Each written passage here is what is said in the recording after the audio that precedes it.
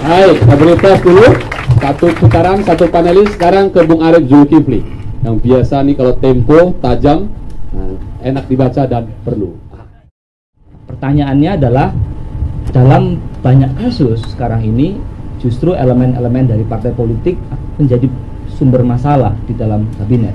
Kita sudah melihat misalnya ada menteri yang ditangkap KPK, ada orang-orang kementerian yang jadi tersangka, ada pimpinan partai politik yang terkait dengan kementerian yang sekarang sudah divonis. Artinya ada persoalan penyalahgunaan wewenang di situ. Nah, saya ingin berandai-andai ini pada Bung Anies.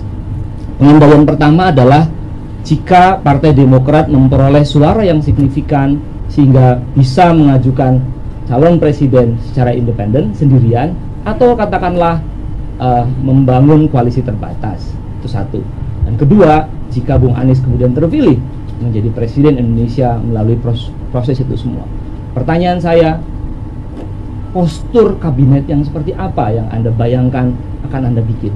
Apakah Anda akan mengulangi kesalahan presiden-presiden, 4 presiden pasca reformasi itu, atau Anda akan rombak sama sekali?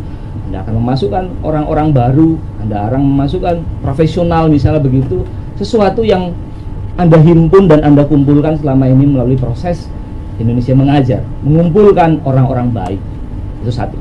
Pertanyaan kedua saya adalah, ini sebuah lingkaran setan juga yang diakui atau tidak diakui terjadi, yaitu pendanaan.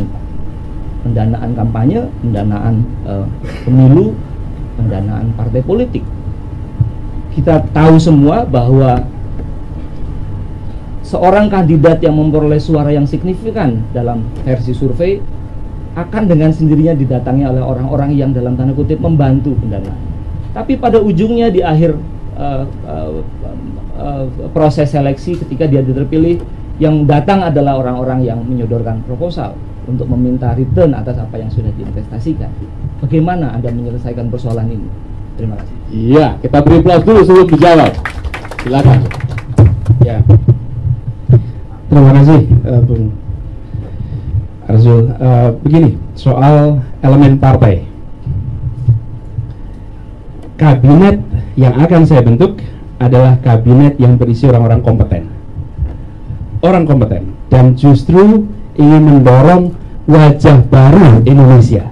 Anda akan bangga melihat isi kabinet itu. Anda akan melihat ini potret hasil kemajuan pendidikan, kemajuan pembangunan selama ini. Inilah wajahnya.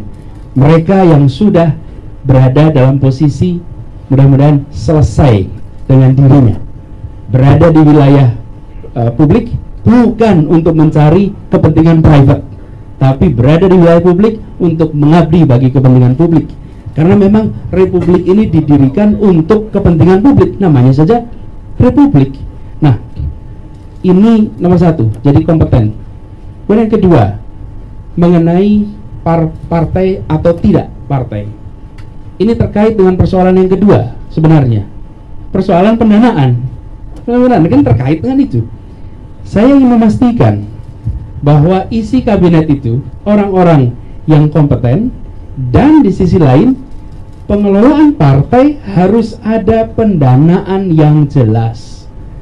Pendanaan partai hari ini sumbernya kita saling pura-pura tidak tahu, Pak. Rakyat tidak mau tahu kira-kiranya biayanya berapa, udahlah nggak usah dilaporkan. Yang partai juga tidak melaporkan. Yang ada di KPU sana ada laporan biaya kampanye, bahkan sampai dengan Desember 2013 juga ada laporannya. Tapi kita tahu di lapangan nggak seperti itu. Kita semua tahu. Nah sekarang menurut saya yang justru dibutuhkan adalah pengaturan kembali pendanaan partai. Lewat apa? Sumbernya macam-macam.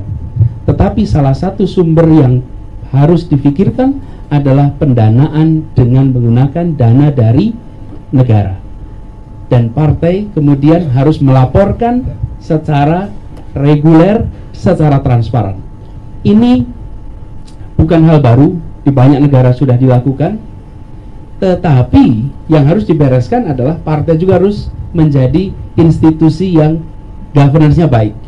Jadi saya akan ajak bicara malah semua pimpinan partai, dan saya akan bilang saya bukan bagian dari yang selama ini terlibat urusan begini. Tapi atas nama seluruh rakyat Indonesia, saya meminta seluruh pimpinan partai kita ubah cara kita mengelola pendanaan partai ini. Ini masalah kita semua. Kalau kita semua sama-sama mengetahui tapi tidak berbuat, saya akan bicara dan saya akan terus terang. Ini diteruskan, maka nasib demokrasi kita di ujung tanduk. Di ujung tanduk.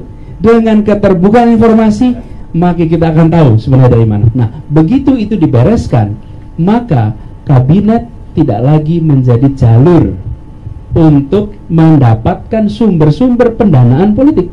Karena itu saya katakan di awal tadi, APBN kita bukan untuk kepentingan penyelenggara, bukan untuk kepentingan politik, tapi untuk kepentingan rakyat. Sebagai contoh, saya kemarin lihat Bung Azrul, data APBN kita.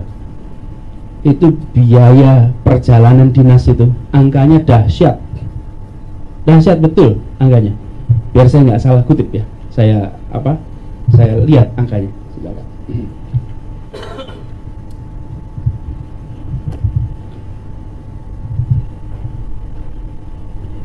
APBN 2009 itu 2,9 triliun. Lalu muncul APBN perubahan, berubah menjadi 12,7 triliun. Dari 2,9 triliun menjadi 12,7 triliun. Lalu itu tahun 2009. 2014 ini dianggarkan 32 triliun untuk perjalanan dinas. Yang harus berjalan adalah orang-orang Indonesia untuk meraih kesejahteraan, bukan pengelola negara yang diurusin seperti ini. Ini contoh konkret. Ini masalah. Karena itu saya akan ambil orang-orang yang kompeten, yang mereka bisa berkata, bereskan republik ini saya atas nama seluruh bangsa. Dan ini dilakukan bukan karena mereka punya kepentingan, tapi kepentingan pribadi, justru karena mereka membawa kepentingan publik. Jadi saya akan pastikan ini orang-orang yang baik. Yang kedua, pendanaan partai ada mekanismenya sehingga hidup, dua-duanya bisa survive. Gitu ya jawabnya. Terima kasih. Ya, itu kalau lihat angka-angka makin menyeramkan itu ya.